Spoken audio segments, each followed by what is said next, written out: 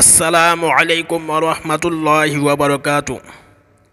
বৰ্তমান জামানাত কোৰবানীৰ সময়ত আমি সকলোৱে এটা ভুল কাম কৰি থাকোঁ আৰু সেই ভুল কামটো ইনশাআল্লাহ আপোনালোকৰ ওচৰত দাঙি ধৰিম আৰু সকলোৱে যাতে ভিডিঅ'টো শেষলৈ চাই আৰু বেছিকৈ ভিডিঅ'টো শ্বেয়াৰ কৰি দিয়ে যাতে এই ভুলটো কোনেও নকৰে আৰু সম্পূৰ্ণ যাতে কথাখিনি গম পায় সেইকাৰণে বেছিকৈ শ্বেয়াৰ কৰি দিব।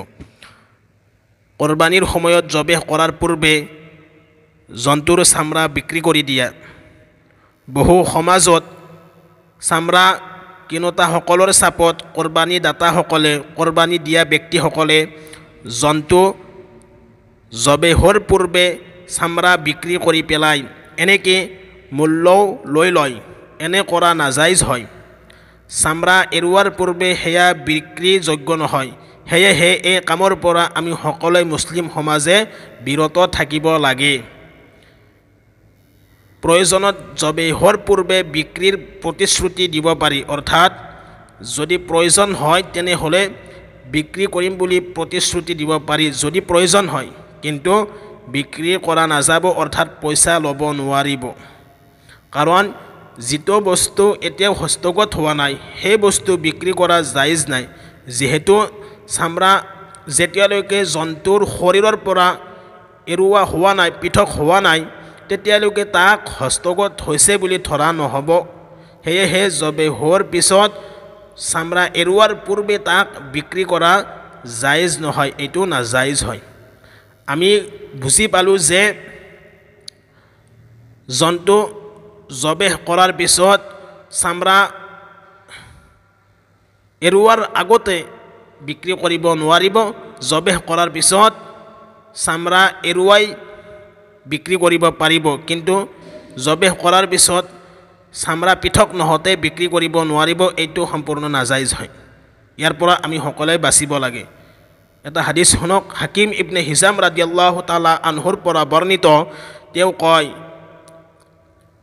হাকিম ইবনে হিজাম ৰাদিয়াল্লাহু তাআলা আনহুৱে ক'লে, ইয়া ৰাসূলুল্লাহ সাল্লাল্লাহু আলাইহি ওয়াসাল্লাম, এজন ব্যক্তিয়ে মোৰ ওচৰৰ পৰা এনে বস্তু কিনিব বিচাৰে যিটো বস্তু মোৰ ওচৰত নাই, মোৰ উপস্থিত নাই।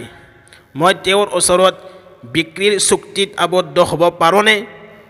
তেওঁ ক'লে, ৰাসূলুল্লাহ সাল্লাল্লাহু আলাইহি ওয়াসাল্লামে ক'লে, তোমাৰ ওচৰত যিটো বস্তু উপস্থিত নাই, ওচৰত নাই, সেয়া তুমি বিক্ৰী নকৰিবা। সুনানে ইবনে মাজাহ। হাকিম ইবনে হিজাম ৰাদিয়াল্লাহু তাআলা আনহুৰ পৰা বৰ্ণিত আছে যে তেওঁ কয়, মোৰ হাতত নাই এনেকুৱা বস্তু বিক্ৰী কৰিবলৈ ৰাসূলুল্লাহ সাল্লাল্লাহু আলাইহি ওয়াসাল্লামে মোক নিষেধ কৰিছে, মানা কৰিছে। সুনানে তিৰমিজি। হাকিম ইবনে হিজাম ৰাদিয়াল্লাহু তাআলা আনহুৰ পৰা বৰ্ণিত, তেওঁ কয়, মই সদকাৰ খাদ্য ক্ৰয় কৰিছিলোঁ আৰু তাক নিজৰ অধিকাৰত অনাৰ পূৰ্বে তাৰ পৰা মুনাফা কৰিছিলোঁ।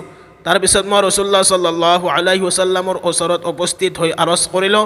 ৰাসূলুল্লাহ সাল্লাল্লাহু আলাইহি ওয়াসাল্লামে প্ৰশ্ন কৰিলোঁ, তেওঁৰ ওচৰত সেই সম্বন্ধে প্ৰশ্ন কৰিলোঁ। তেওঁ ক'লে, তুমি সেয়া নিজৰ অধিকাৰত অনাৰ পূৰ্বে বিক্ৰী নকৰিবা। সুনানে নাসাই। তো আমি ইনশাআল্লাহ সকলোৱে এই কথাষাৰ বুজি পালোঁ যে কোৰবানী জন্তু জবেহ কৰাৰ পিছত চামৰা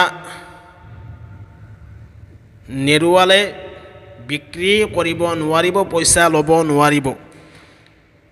যদি জন্তু জবেহ কৰিছে, চামৰা এৰুৱাই পেলাইছে, পৃথক কৰি দিছে, তেনেহ'লে বিক্ৰী কৰিব পাৰিব, পইচা ল'ব পাৰিব।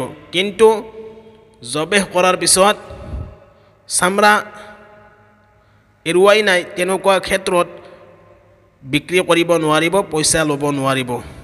আমি এই ভুলটো যাতে আমি সকলোৱে আগলৈকে নকৰোঁ।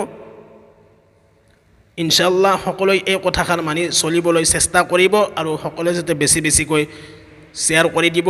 কোৰবানী আহি আছে, যাতে সকলোৱে এই ভুলটোৰ পৰা সকলো মুছলিম সমাজে বাচিব পাৰে ইনশাআল্লাহ।